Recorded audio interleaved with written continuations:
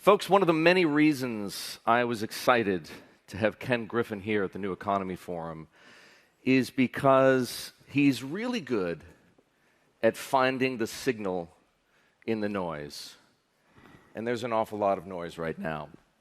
Ken, you run at Citadel, a $30-odd billion hedge fund, and you also operate the world's largest market maker, and that gives you access to unique sets of data and analytical insights.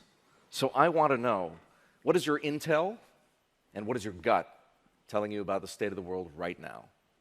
That's a great question. So the state of the world right now, there's been two big debates. Are we heading into recession? And what's the trajectory of inflation? And of course, the two are intertwined. I think we've been a little bit out of consensus. We have felt that we would not have a recession this year in 2022. And in North America, that's borne out to be true. We're highly confident we're going to finish this year on a modest growth note. Now, the issue, of course, is 2023, when the lagged effects of the Fed having increased rates will really start to grind on the economy. My team, for choice, thinks 2023, we avoid a recession. I'm a little more skeptical about that. I think that for the Fed to truly conquer inflation here, we're going to put unemployment somewhere with a mid-4 handle, and I find it hard to believe we're not going to have a recession at that point in time, sometime in the middle to back half of 2023. So a little bit of internal debate, and frankly, what makes Citadel so special is we have these debates endlessly. And it pushes all of us to think more critically about our perspectives, our views, and of course, ultimately, the investment decisions that we make. On inflation, we think we've seen peak inflation. Now, owners' equivalent rent, which is a big driver of inflation, because of the way it's calculated and estimated, we'll see that continue to show inflationary pressure for the next few months. But spot rental rates appear to have peaked in many metropolitan areas a few weeks ago.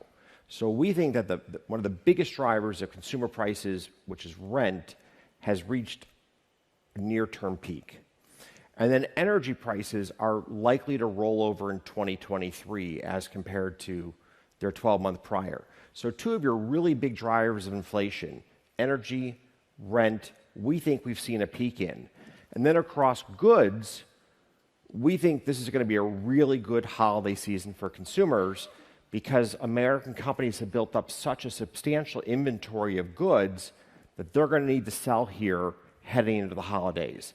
So we think we're going to see pretty good pricing for consumers as goods become very attractively priced to move them out of warehouses. Now, why is that? Obviously, in the pandemic, you couldn't enjoy services. You couldn't take a vacation. You weren't getting a massage. You weren't going to dinner with friends. So you bought a lot of goods.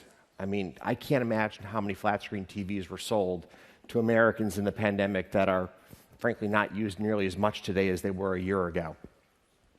So this shift from a goods-based economy to a service-based economy is going to create this depreciation in pricing of goods, which of course will help bring inflation down. So we think the inflationary path has peaked.